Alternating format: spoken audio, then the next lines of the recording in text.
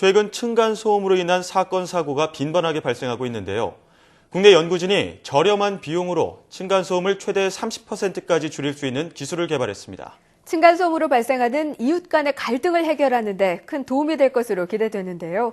자세한 내용 한국기계연구원 초정밀 시스템 연구실의 김동훈 박사 전화로 연결해 알아보겠습니다. 박사님 안녕하십니까?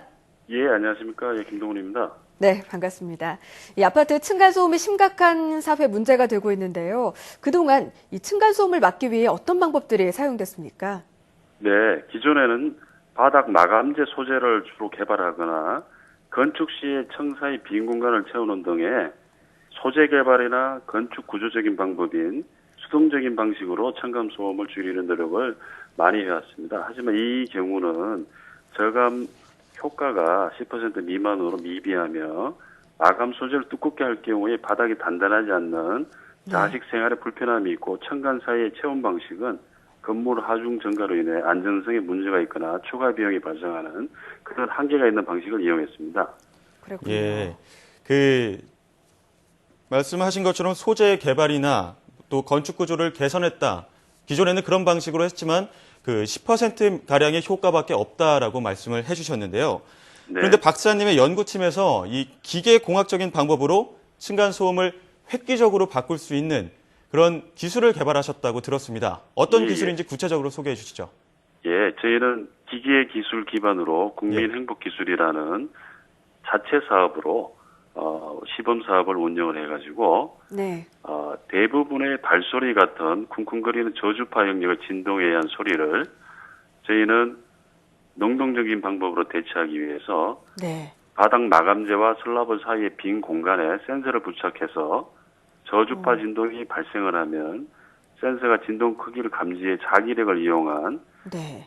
유연한 진동 저감 장치를 작동하도록 해서 일종의 스프링 효과를 내도록 하면서 완충 작용을 하는 능동적인 방식이 되겠습니다. 네. 이 방식으로 최대 저희 시범 적용 라인 8분의 1 정도의 실제 모델의 축소판에서 예. 최대 30%의 소음을 저감하는 효과를 달성을 했습니다. 그렇군요. 이 층간소음을 30% 이상 줄이려면 그동안은 이렇게 두껍게 기술을 사용해서 깔았어야 했는데 오히려 능동적인 방법으로 도움이 되지 않을까 싶습니다. 그렇다면 네. 기존의 층간소음 저감 기술과 비교할 때 어떤 장점이 있는지 또 줄이는데 어느 정도로 효과가 있는지 좀 자세히 전해주시죠. 네, 앞서 말씀드린 대로 기존의 수동적인 소재 개발이나 층간 사이의 공간을 메우는 방식은 저감 효과가 상대적으로 10% 미만으로 미비합니다. 네. 그렇지만 이 능동적인 방식으로 할 경우에 소음을 최대 16%에서 32% 사이로 30% 이상 감소시켰으며 네. 같은 효과를 가정할 때 신축 아파트 기준으로 3.3 제곱미터당 기존에는 완충제를 다 채우는 방식으로 들어갔을 때 30% 효과를 내려면 예. 50만 원의 비용이 들었다면은 지금의 이 새로운 개발 모델 같은 경우는 3.3 제곱미터당 10만 원 내외의 비용으로 5분의 1 가격으로 줄이는 장점이 있습니다. 예. 가격까지 줄었군요. 맞습니다. 이렇게 획기적인 방법이라고 한다면 이 층간소음을 줄이는 것 외에 다른 분야로도 활용성이 클 것 같은데요. 어떤 분야에 활용될 수 있을까요? 네, 이 층간 소음을 능동적으로 제어하는 이 기술은 층간 소음 저감뿐만 아니라 다양한 분야에 적용이 가능합니다.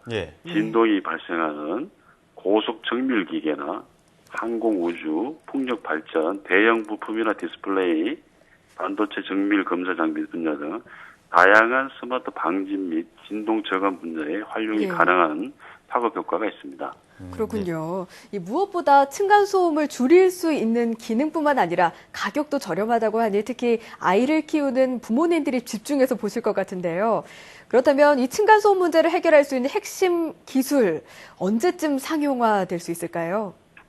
네, 저희는 앞서 말씀드린 대로 기계기술 기반으로 국민행복기술이라는 자체 시범 사업으로 했기 때문에 실제 층간 아파트 구조, 콘크리트 슬라브나 경량 기포 콘크리트 마감 몰타를 가지는 구조를 8대1로 본떠 시 제작 실험장 테스트를 해서 네. 공학적으로 능동적인 접근 해결 방법을 제시를 했습니다. 상용화를 위해서는 실제로는 신축 아파트나 구형 아파트, 그다음 다양한 상가 건물이나 이런데 다양한 환경 조건에 대응하는 실용화 최적화 모델 연구가 민간 기업과 함께 공동 진행이 됨으로써 한 3년 이내에 상용화 되지 않을까 계획을 하고 있습니다. 네, 그렇군요. 한 번 설치를 하면 어느 정도 쓸 수 있을까요? 예, 본 능동 제어 방식은 반응 진동이 있을 때만 일시적으로 반응을 하기 때문에 네. 반영구적에서 최소 20년 전후 사용이 가능할 것으로 보고 있습니다. 네, 얼른 상용화가 됐으면 좋겠습니다. 지금까지 한국기계연구원 초정밀 시스템 연구실의 김동훈 박사와 이야기 나눠봤습니다. 박사님, 오늘 말씀 고맙습니다. 네, 감사합니다.